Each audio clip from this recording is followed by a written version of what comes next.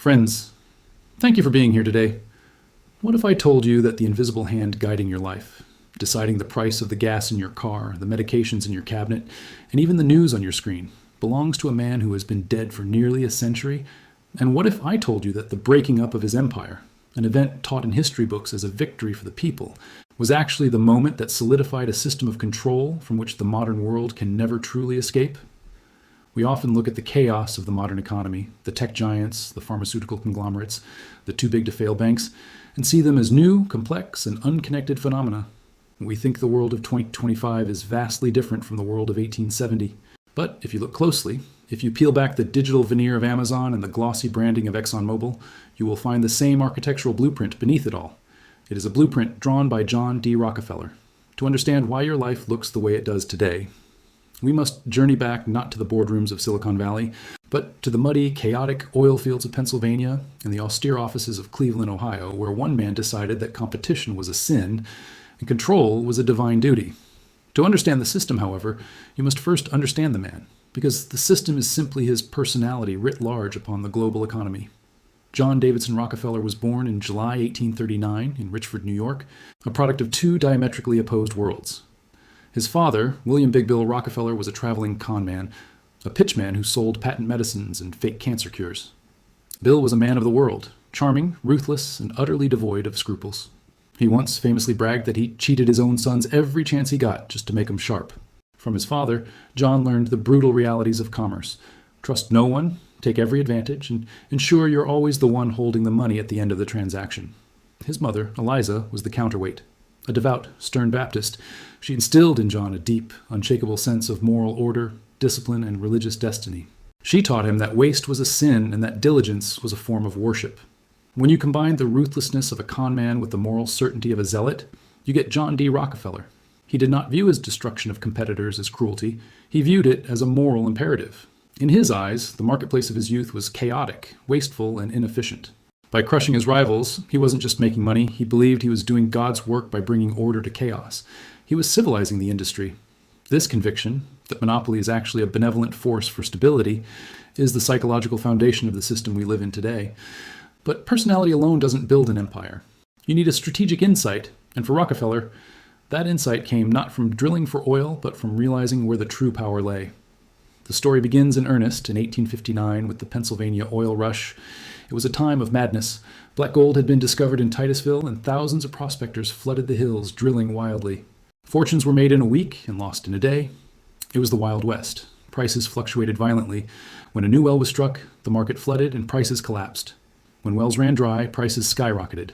Rockefeller, then a young bookkeeper in Cleveland, looked at this chaos and saw something different. He saw that the drillers were gamblers. They were betting on luck, on nature, on finding oil before they went broke. Rockefeller didn't like gambling. He liked certainty. He realized the power wasn't in the drilling, it was in the refining. Crude oil was useless until it was turned into kerosene for lamps. If you controlled the refineries, it didn't matter who found the oil. They all had to come to you. You became the toll booth on the road to the market. In 1863, he invested in his first refinery. But Cleveland was crowded. There were 30 other refineries, all competing, all cutting prices, all struggling to survive. Most businessmen would have tried to compete by lowering their prices or improving their product. Rockefeller didn't either. He decided to change the game entirely. He didn't want to compete. He wanted to eliminate the possibility of competition. This leads us to the first pillar of the Rockefeller system, a concept that completely revolutionized how business was done: vertical integration. In the 1860s, a refinery was just a refinery. You bought barrels from a barrel maker, you paid a railroad to ship your oil, and you sold to a distributor. Rockefeller looked at this and saw inefficiency. Why pay a barrel maker a profit? Why pay a railroad a premium? He decided to bring everything in-house. He bought his own forests to chop down his own timber. He built his own barrel-making factories. While his competitors were paying 25 cents for a barrel, Rockefeller was producing them for 15 cents. He bought his own tank cars. He built his own warehouses. He bought his own wagons for local delivery. By controlling every single step of the supply chain, he didn't just save money. He weaponized efficiency. He could sell his kerosene at a price that was lower than his competitors' cost of production. He could bleed them dry without losing a dime, but he didn't stop there. He used his size to bully the railroads. Because he was shipping so much oil, he demanded secret rebates. He essentially told the railroads, if you want my business, you will charge me half of what you charge my competitors, and you will pay me a portion of what you charge them. Think about the brutality of that system. His competitors were unknowingly subsidizing Rockefeller's empire. Every time they shipped a barrel of oil, they were helping him destroy them. This was the genius of the system. It turned market participation into a trap. With his costs lower than anyone else's, Rockefeller was ready to launch the second phase of his strategy, a tactic known as horizontal consolidation. This is the polite business term for destroying everyone else doing what you do. In 1872, he executed what history calls the Cleveland Massacre. In the span of 3 months, he systematically took over 22 of his 26 Cleveland competitors. His tactic was simple and terrifyingly effective. He would approach a rival refiner, open his books, and show them exactly how profitable he was and how hopeless their situation was. He would say, essentially, I can produce oil cheaper than you. I have more cash than you. If you sell to me now, I will give you a fair price in Standard Oil stock. If you refuse, I will crush you. Those who sold became rich. Those who refused faced the wrath of the system. Rockefeller would drop the price of kerosene in their specific market, selling at a loss, if necessary, until the competitor went bankrupt. Then, he would buy their worthless machinery for pennies on the dollar. By 1880, he controlled 90% of America's oil refining capacity. He had effectively become the American oil industry. As his empire grew, Rockefeller faced a legal hurdle that threatened to stop him in his tracks. State laws prevented companies from owning shares in other states. His solution to this problem changed the world forever. In 1882, his lawyers invented the trust. The concept was brilliant in its deviousness. They created a new entity, a trust, that didn't technically own the refineries. Instead, the shareholders of all the various Standard Oil companies across the country handed their stock certificates over to a board of 9 trustees, headed by Rockefeller. In return, they got trust certificates. This allowed Rockefeller to control a nationwide monopoly from a single office in New York, bypassing state laws entirely. This was the birth of the modern holding company. It is the structure that allows a company like Alphabet to own Google, YouTube, and Waymo, or a company like Berkshire Hathaway to own Geico, Dairy Queen, and Duracell. Rockefeller created the legal architecture that allows massive concentration of corporate power to exist within the law. By the turn of the 20th century, the public was furious, and this led to what is, perhaps, the greatest misconception in economic history, the breakup of 1911. Rockefeller was the most hated man in America. He was seen as a tyrant, a robber baron who had strangled the free market. The government eventually stepped in. In 1911, in a landmark case, the Supreme Court ruled that Standard Oil was an illegal monopoly and ordered it to be broken up. We are taught this was the end of the story. The dragon was slain. But this is where the story takes its most ironic twist. The government broke Standard Oil into 34 separate baby companies. Standard Oil of New Jersey became Exxon, Standard Oil of New York became Mobil, Standard Oil of California became Chevron, Standard Oil of Indiana became Amoco. But who owned the stock in these new companies? Rockefeller did. He owned 25% of all of them. When these companies were forced to operate independently, the market realized something. The sum of the parts was worth more than the whole. Freed from the bureaucracy of the massive trust, these new companies became more efficient and innovative. The stock prices soared. In the years following the breakup, Rockefeller's personal net worth tripled. He became the richest man the world had ever seen, with a fortune that, adjusted for inflation, would dwarf the wealth of Elon Musk or Jeff Bezos today. The government tried to punish him, and in doing so, they made him the wealthiest human in history. More importantly, the breakup didn't kill the method. The 34 companies continued to operate using the Rockefeller playbook. They dominated their regions, they controlled their supply chains, and over the next century, they slowly merged back together. Exxon and Mobil merged. Chevron bought the others. Today, the U.S. oil industry is dominated by the descendants of Standard Oil, operating just as Rockefeller taught them. Now, you might be wondering, why does a history lesson about 19th century oil matter to you, sitting here in 2025? It matters because that blueprint didn't die. It evolved into the standard operating procedure for global capitalism. Look at Amazon. Jeff Bezos didn't just build a bookstore, he built a logistics empire. Like Rockefeller making his own barrels, Amazon owns the trucks, the planes, the warehouses, and the data centers. They use vertical integration to lower costs so aggressively that Main Street cannot compete. When they see a competitor rising, they buy them, horizontal consolidation, or they clone their product and undercut the price. It is the Cleveland Massacre, digitized. Look at Big Pharma. Rockefeller learned early on that it was better to control the rules than to break them. This is regulatory capture. Today, the pharmaceutical industry funds a massive portion of the FDA's budget through user fees. They spend billions lobbying Congress. They ensure that the regulations are written in a way that protects their patents and keeps cheap generics off the market. They are not just players in the game, they are writing the rule book, just as Rockefeller did with the railroads. Look at big tech. Google, Alphabet, and Meta, Facebook, are modern trusts. They are holding companies that snap up every potential threat before it can grow. Instagram, WhatsApp, Waze, YouTube, these were potential competitors that were swallowed whole, integrated into the trust to ensure that you never actually leave their ecosystem. This brings me to a question for all of you watching. Do you feel this invisible hand in your own digital life? Do you feel that your choices are being guided by these massive systems? Or do you believe the convenience is worth the cost? Pause for a moment and let me know your thoughts in the comments below. I really want to hear your perspective on this. We must also touch on the most subtle and perhaps most powerful part of the legacy, which turned a hated tycoon into a beloved benefactor: philanthropy. In his later years, Rockefeller turned his attention to giving away his money. He created the Rockefeller Foundation. On the surface, this was charity, and indeed, it did great things, eradicating hookworm, funding public health.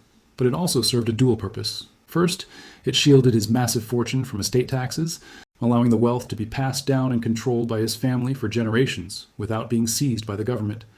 Second, it allowed him to shape society itself. The Rockefeller Foundation poured millions into medical schools, but with a catch. They had to adopt a scientific, pharmaceutical-based curriculum.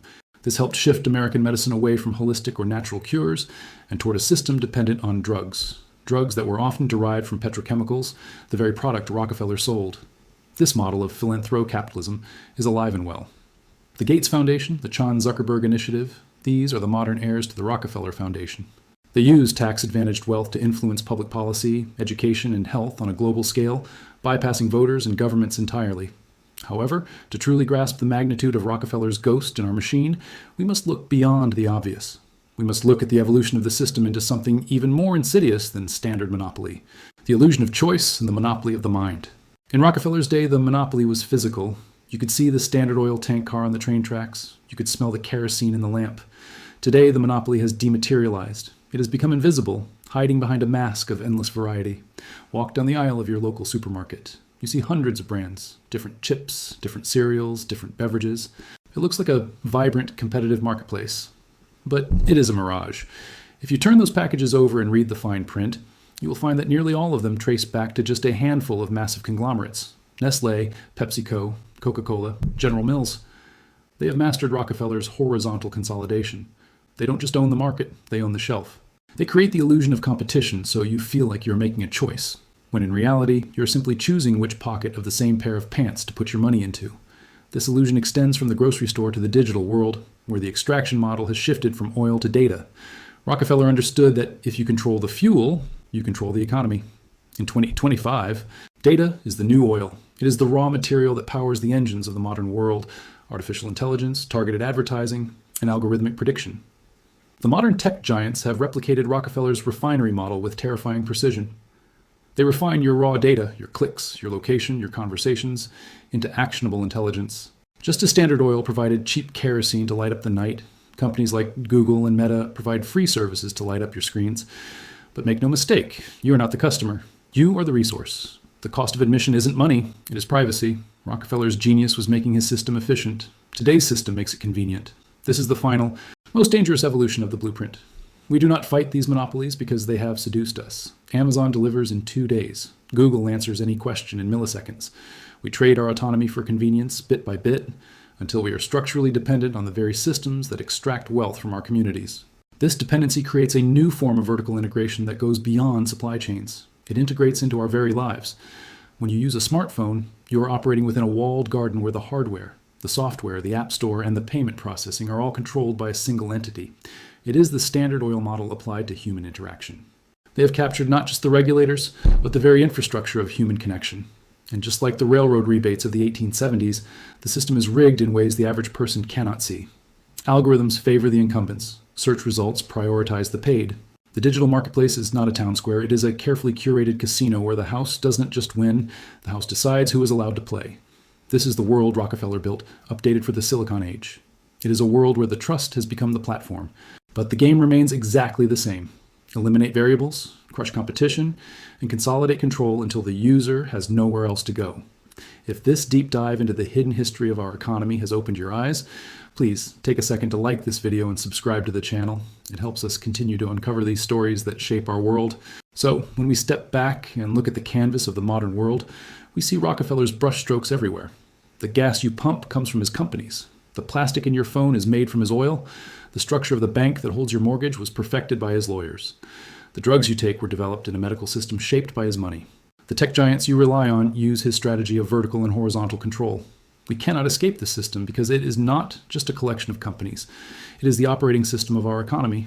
It is designed to extract value, concentrate wealth, and eliminate variables. It is designed for efficiency, not for liberty. So, what do? First, we must accept the reality. We cannot pretend that voting with our dollars will topple monopolies that control the infrastructure of commerce itself. Second, we must resist where we can, supporting local businesses, demanding antitrust enforcement, and protecting the remnants of competition are vital acts of defiance. But third, and perhaps most pragmatically, we must understand and position ourselves. As Rockefeller showed us, those who understand the flow of capital can prosper. We must stop looking at the economy as a chaotic casino and start seeing it as a structured machine. John D. Rockefeller died in 1937, a fragile old man handing out dimes to children, but the system he built is more alive today than ever before. It is a machine that turns chaos into order and order into gold. And whether we like it or not, we are all living inside the gears. Thank you.